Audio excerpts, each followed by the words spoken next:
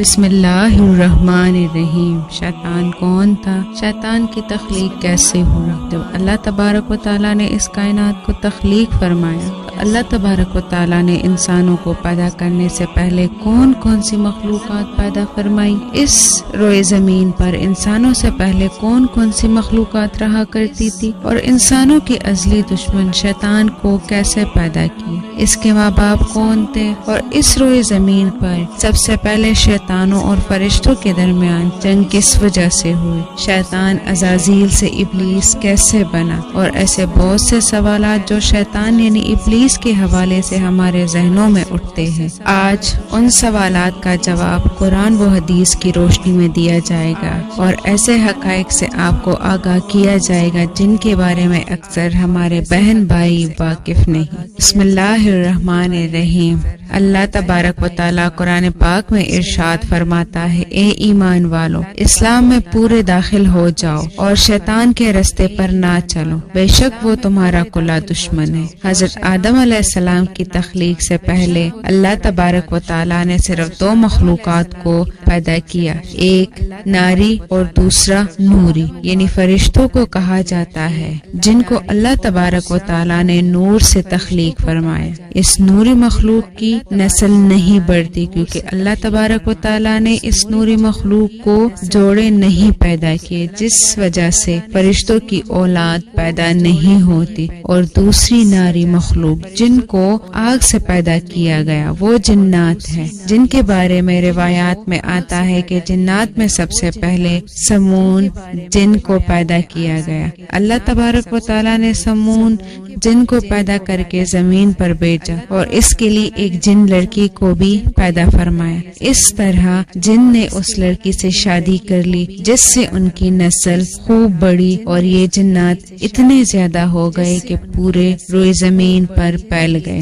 شروع میں یہ جنات فرشتوں کی طرح ہر وقت اللہ تبارک و تعالیٰ کی عبادت میں مشغول رہا کرتے تھے، پھر آہستہ آہستہ ان میں سے کچھ جنات نے اللہ تبارک و تعالیٰ کی نافرمانیاں شروع کر دی اور اللہ تبارک و تعالیٰ کے حکم کو ماننے سے انکار کر دیا، جس کی وجہ سے یہ ناری مخلوق اللہ تبارک و تعالیٰ کی نافرمان مخلوق بن گئی۔ شیطان کے ماں باپ جنات میں سے ایک نامی گرامی جن کا نام چلیا تھا اور اس کی بیوی کا نام تبلیس تھا۔ یہ دونوں بہت ہی قداور اور بہادر تھے۔ کہا جاتا ہے کہ چلیا جن کی شکل وہ صورت ببر شیر کی طرح تھی اور تبلیس کی شکل بھیڑیے سے ملتی جلتی تھی۔ چلیا جنات کا سردار تھا، اس کے نام سے بڑے بڑے جنات خوف کھاتے تھے، چنانچہ چلیا اور تبلیس کے ملاپ سے ایک بچہ پیدا ہوا جس کا نام انہوں نے عزازیل رکھا۔ یہ بچہ اپنے والدین کی طرح بہادر اور دراز قد کا تھا۔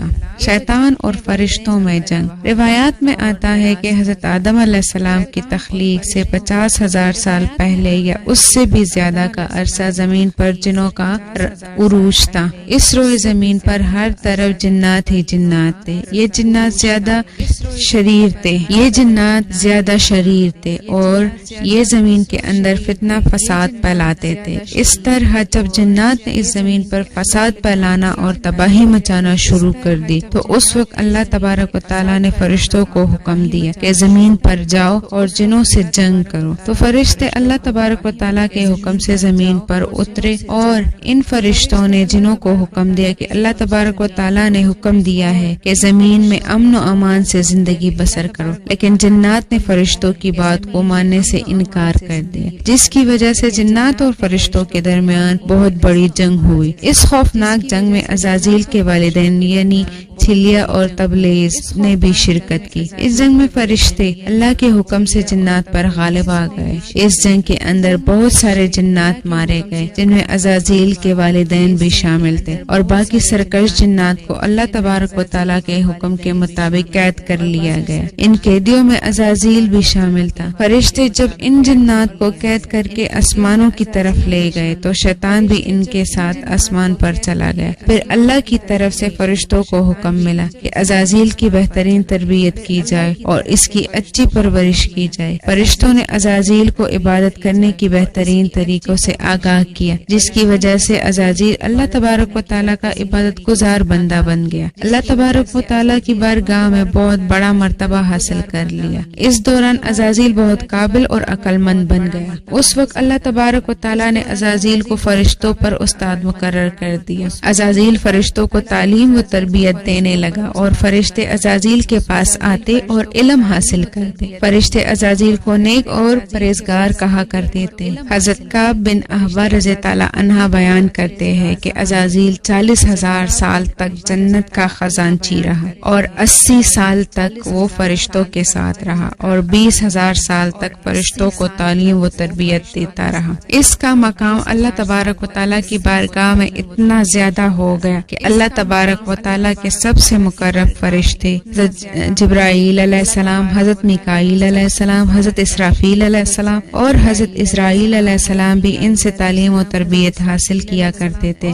اللہ تبارک و تعالیٰ اس کائنات کا حقیقی مالک ہے، اس سے کوئی بھی چیز پوشیدہ نہیں۔ اللہ تبارک و تعالیٰ کو اس بات کا علم تھا کہ یہ عزازیل ایک دن میرے حکم کو جھٹلا دے گا اور اس کا خاتمہ کفر پر ہوگا۔ چنانچہ ایک دن اسرائیل کا گزر لوح محفوظ کے قریب ہوا تو عزازیل نے لوح محفوظ پر دیکھا جس پر لکھا ہوا تھا کہ میں شیطان مردود سے اللہ کی پناہ مانگتا ہوں۔ اس تحریر کو پڑھنے کے بعد تقریباً 2000 سال تک عزازیل روتا رہا اور اللہ تبارک و تعالیٰ کی عبادت میں مصروف رہا۔ عزازیل اللہ تبارک و تعالیٰ کی بارگاہ میں یہ سوال کرنے لگا، یا رب العالمین، یہ اتنا بڑا شیطان مردود کون ہے جس سے پناہ مانگی جا رہی ہے؟ عزازیل کے سوال کا جواب دیتے ہوئے اللہ تبارک و تعالیٰ نے ارشاد فرمایا کہ میں نے ایک بندے کو اپنی ہر نعمت سے نوازا ہے، وہ بندہ ایک دن میرے حکم کو ماننے سے انکار کرے گا جس کی وجہ سے اس کی ساری عبادت ضائع ہو جائے گی اور وہ شیطان مردود بن جائے گا۔ اللہ تبارک و تعالیٰ کا یہ فرمان سننے کے بعد عزازیل ہر وقت یہ سوچتا رہا کہ وہ شیطان مردود کون ہوگا۔ چنانچہ اللہ تبارک و تعالیٰ سے کہا کہ یا رب العالمین، میں اس شیطان مردود سے ملنا چاہتا ہوں۔ تو اس وقت اللہ تبارک و تعالیٰ نے عزازیل کو فرمایا کہ تو جلد ہی اس بندے کو دیکھ لے گا۔ پھر اس کے بعد اللہ تبارک و تعالیٰ نے فرشتوں میں یہ اعلان کیا کہ میں زمین پر اپنا خلیفہ مقرر کرنے والا ہوں۔ عزازیل کو جب اس بات کا علم ہوا کہ اللہ تبارک و تعالیٰ ایک ایسے انسان کو پیدا کرنے جا رہا ہے جس کے پتلے کو بنانے کے لیے آسمانوں اور زمینوں سے مٹی کو اکٹھا کیا جا رہا ہے، تخلیق آدم۔ چنانچہ جب اللہ تبارک و تعالیٰ نے حضرت آدم علیہ السلام کے پتلے کو تخلیق فرمایا تو اس پتلے کو 40,000 سال تک اسی طرح پڑا رہنے دیا، اس میں جان نہ ڈالی گئی۔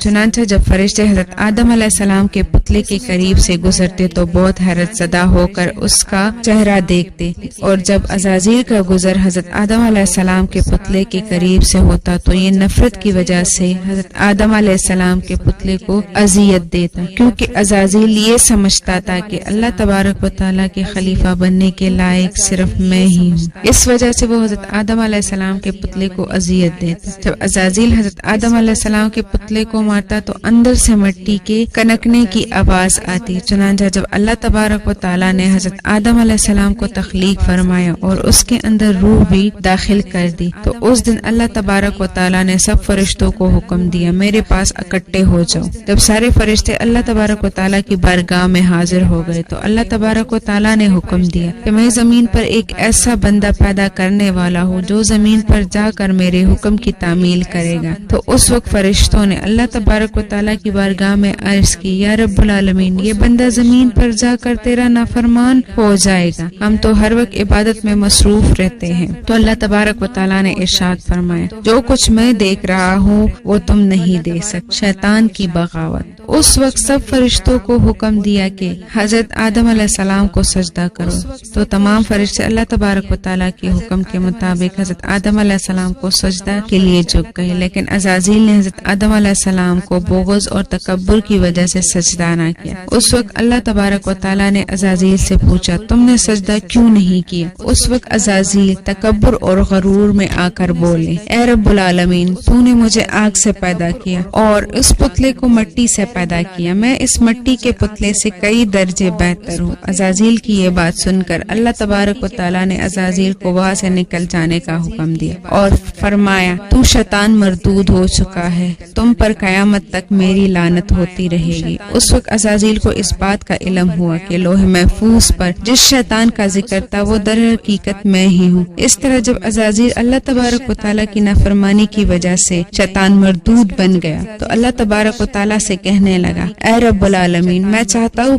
کہ مجھے قیامت کے دن تک زندہ رہنے کی مہلت دی جائے۔ تو اللہ تبارک و تعالیٰ نے شیطان مردود کی بات مان لی اور اس کو قیامت تک کی مہلت دے دی گئی۔ اس وقت شیطان مردود کو اللہ تبارک و تعالیٰ کی بارگاہ میں عرض کرنے لگا، میں تیرے بندوں کو راہ سے بھٹکاؤں گا اور ہر طرح سے تیرے بندوں کو تیرے حکم کا نافرمان بناؤں گا، اور بہت سارے تیرے بندے میرے شکنجے میں آ کر تیری نافرمانی کریں اور گناہوں کے اندر مبتلا ہو جائیں گے۔ اس وقت شیطان مردود کو اللہ تبارک و تعالیٰ نے ارشاد فرمایا کہ تو میرے بندوں کو میری راہ سے بھٹکائے گا اور میری نافرمانیوں کے اندر مبتلا کرے گا۔ میری رحمت بہت بڑی ہے، میں اپنے کرم و فضل سے اپنے بندوں کو معاف کرتا جاؤں گا۔ اس طرح غرور و تکبر کی وجہ سے عزازیل شیطان مردود بن گیا اور اللہ تبارک و تعالیٰ نے لعنت کا توق اس کے گلے میں ڈال کر اس کو آسمان سے نیچے پھینک دیا، اور اس طرح شیطان مردود ہمیشہ کے لیے اللہ تبارک و تعالیٰ کی رحمت سے دور ہو گئے۔ روایات میں آتا ہے کہ جب قرب قیامت دوسرا سور پھونکا جائے گا تو اس وقت اللہ تبارک و تعالیٰ شیطان کو دردناک